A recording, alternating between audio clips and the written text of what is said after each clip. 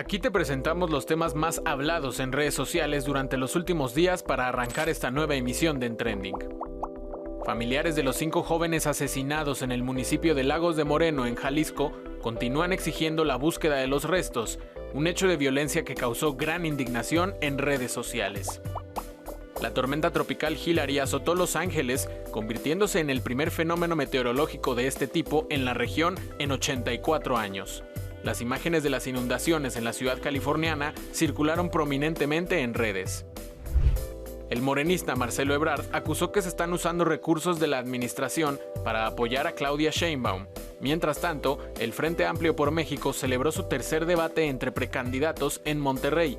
Días después, Santiago Krill declinó en favor de la senadora Xóchitl Gálvez. La selección española de fútbol logró su primera Copa del Mundo en la rama femenil al vencer 1-0 al combinado inglés en el certamen celebrado en Australia. Alma Lourdes, mujer de 30 años de edad, fue asesinada en Cajeme, Sonora, tras una discusión con el presunto feminicida Hilario N.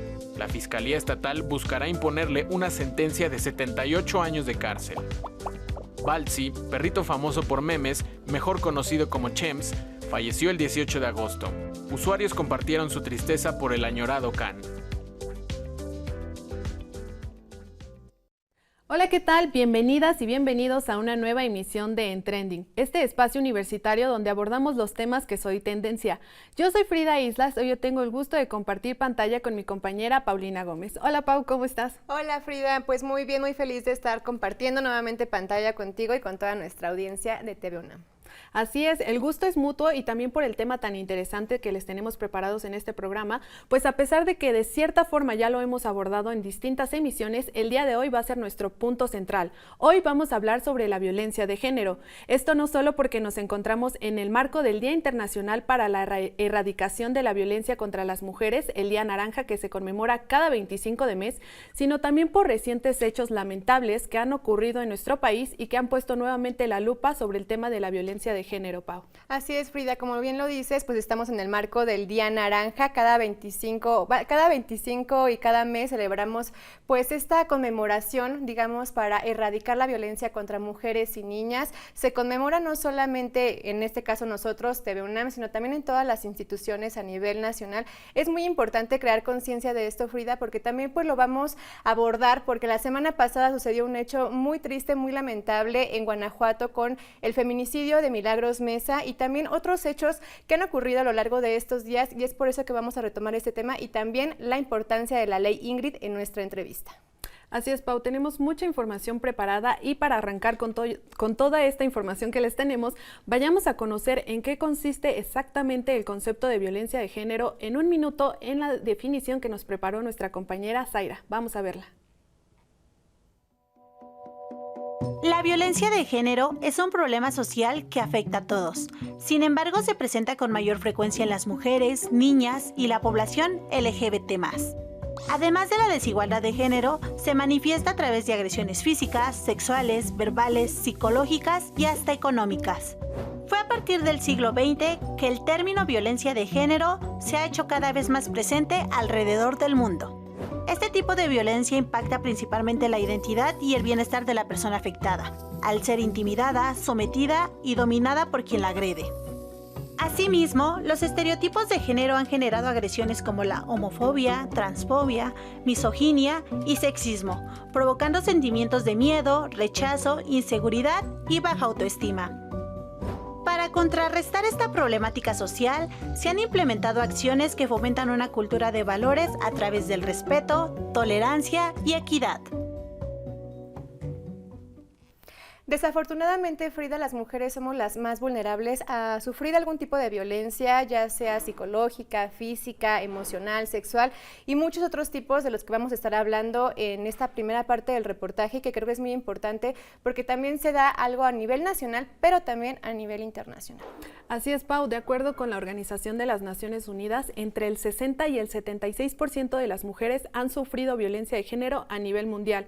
Además, se destaca que las regiones de América Latina y el Caribe son en las que más se propicia este tipo de situación. De hecho, el Observatorio de Igualdad de Género de estas regiones menciona que en promedio al menos 12 mujeres son asesinadas de manera violenta. Estas cifras que son realmente alarmantes, Pau. Así es, y es por eso que nuestra compañera Viri nos preparó un reportaje muy interesante de cómo se vive a nivel global la violencia de género contra las mujeres.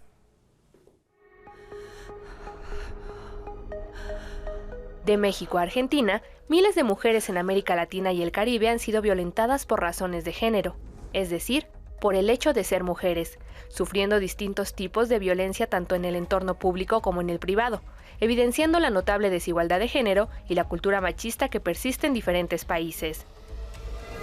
En la mayoría de los casos, cuando hablamos de violencia de género, pues nos referimos a violencia que sufrimos las mujeres y las niñas, en el entendido de que pues frente a la concepción cultural de lo que significa ser mujer y a los roles de género que se nos atribuyen, las mujeres estamos en una situación de subordinación o de inferioridad a nivel global en promedio respecto a los hombres.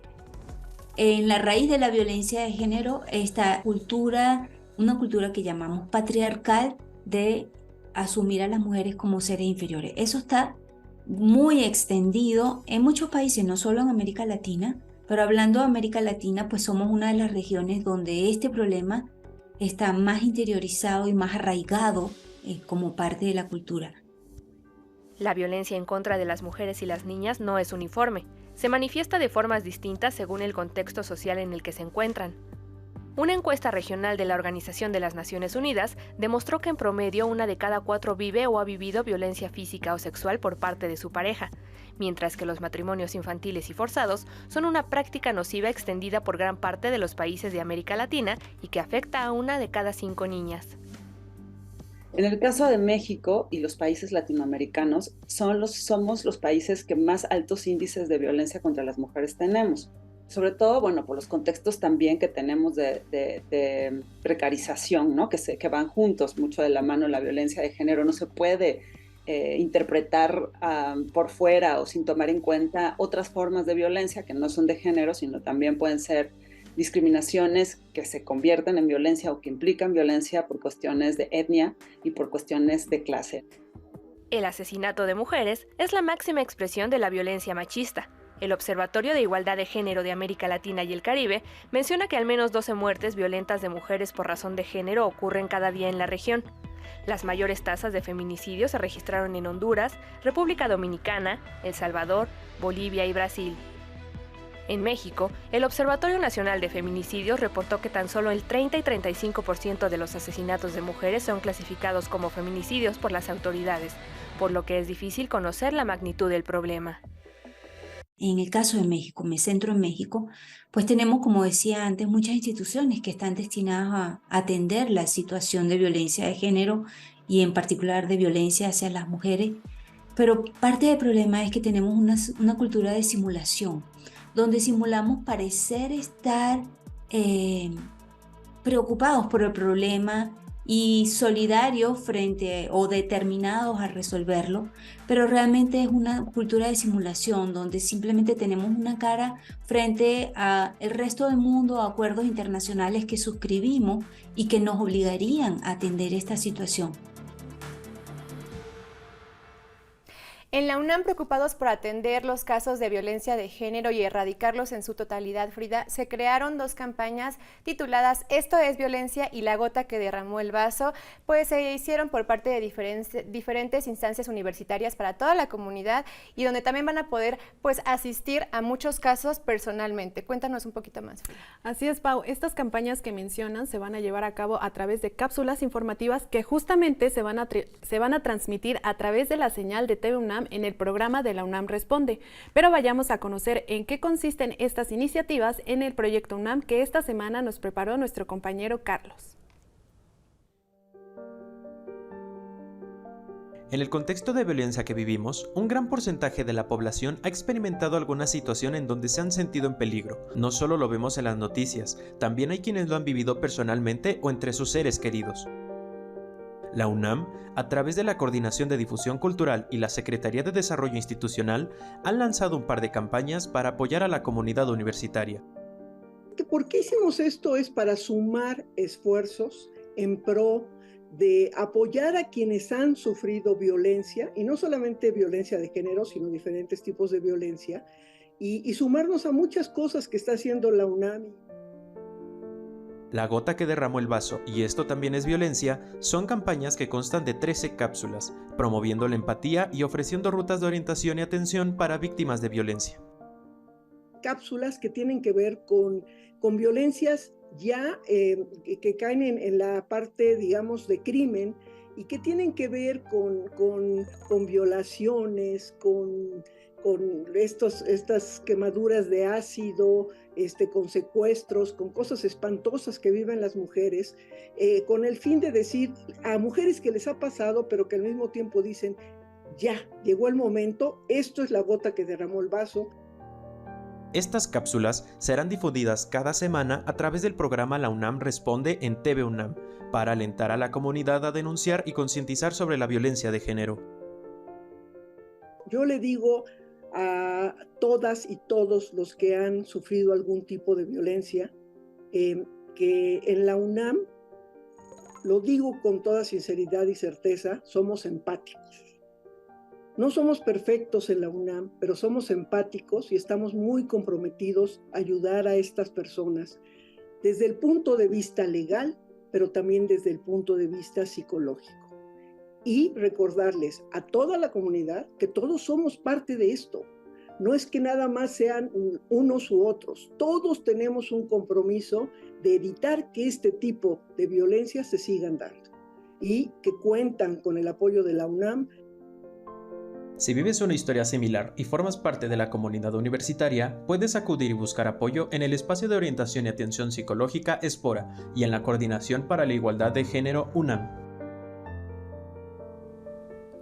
Llegó el momento de ir a una pausa, pero no se vayan porque al volver conoceremos a fondo la ley Ingrid, qué implica y cómo se puede aplicar. Esta y más información al volver a En Trending. No te vayas.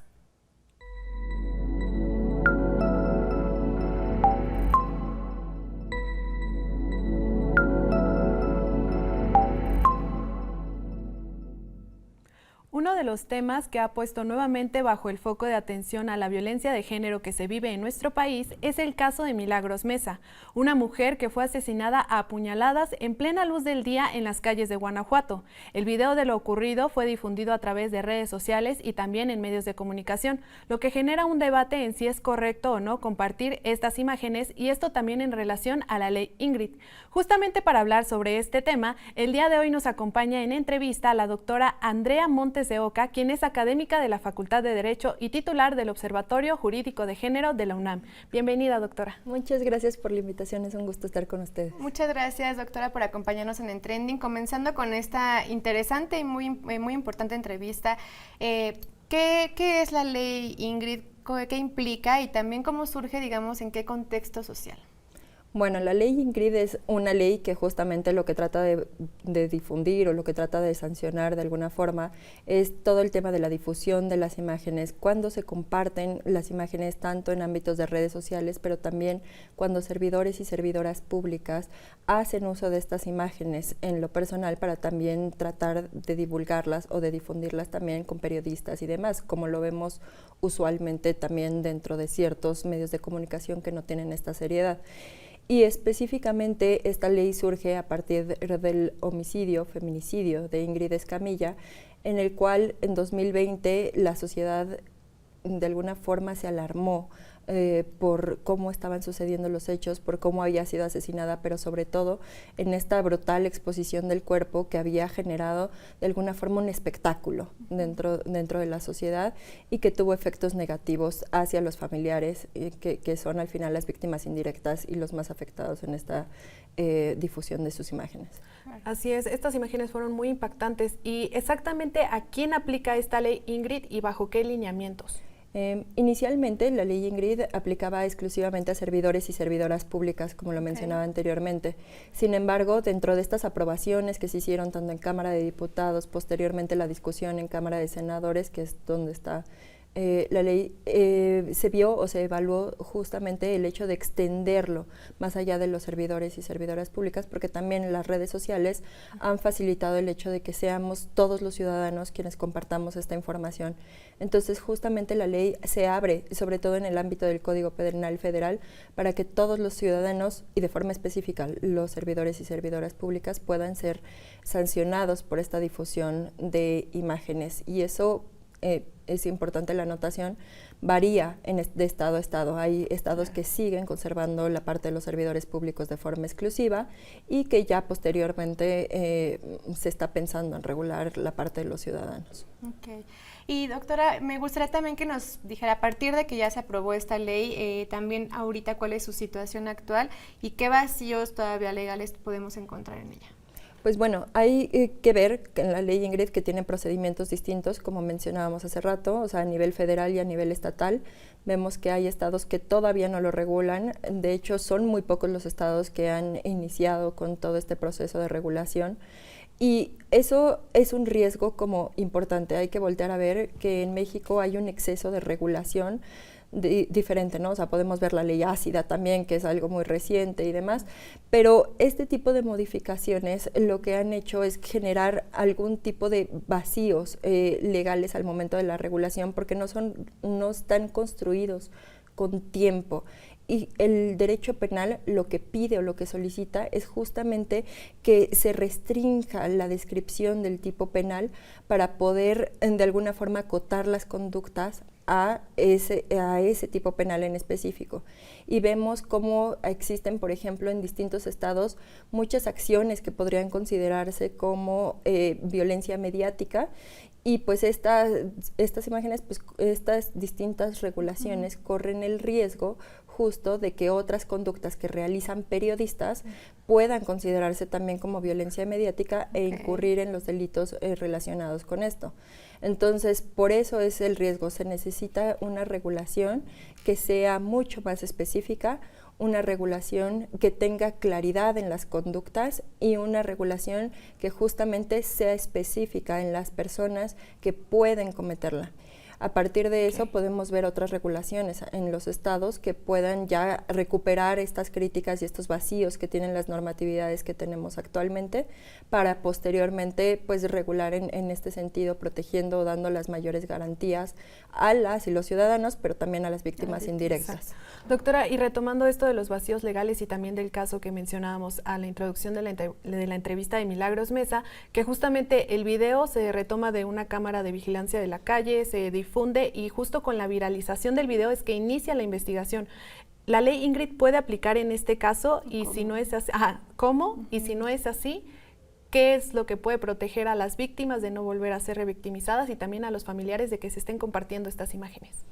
Bueno, en el caso de Milagros Mesa es paradigmático justamente para este tema en el que se analiza la violencia mediática y los delitos que se desprenden de ella, porque justamente vemos que el efecto de la difusión o de la divulgación tuvo un efecto positivo.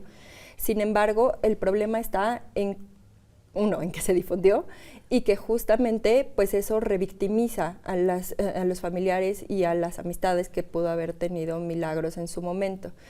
El acto que tenía que haber sido, digamos, de alguna forma el adecuado o el procedimiento adecuado hubiera sido justo únicamente que se quedara como un procedimiento legal y no que pasara a redes sociales y a otras fuentes, porque justamente ahí, exacto, justamente en esa parte de compartir es donde puede entrar la ley, Ingrid, que actualmente de hecho el gobierno de Guanajuato ya está buscando quién fue la persona que hizo la divulgación del video, pero pues ahí vamos a darnos cuenta que justo las redes sociales tienen ese efecto, en el que no nada más fue una sola persona y fueron muchas personas las que hicieron esta divulgación del video de Milagros en lo específico.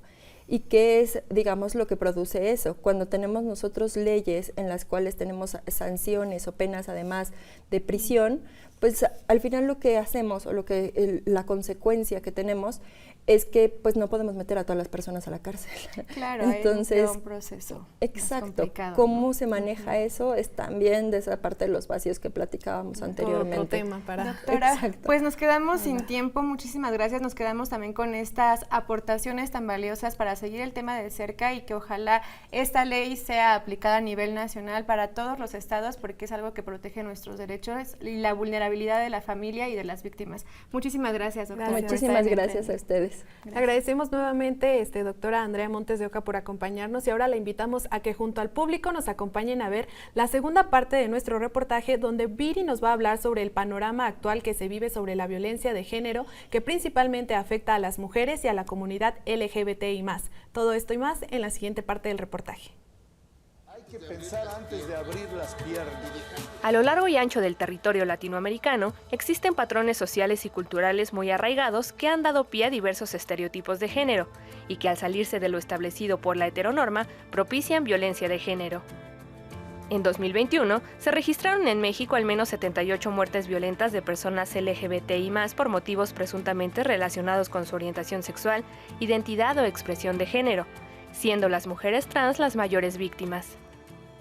Tenemos mucha resistencia cultural, ¿no? El movimiento feminista y las mujeres han venido transformando esa visión del mundo que tienen los hombres y también mujeres y la comunidad sobre cuáles son las relaciones o cómo deben ser las relaciones entre los sexos.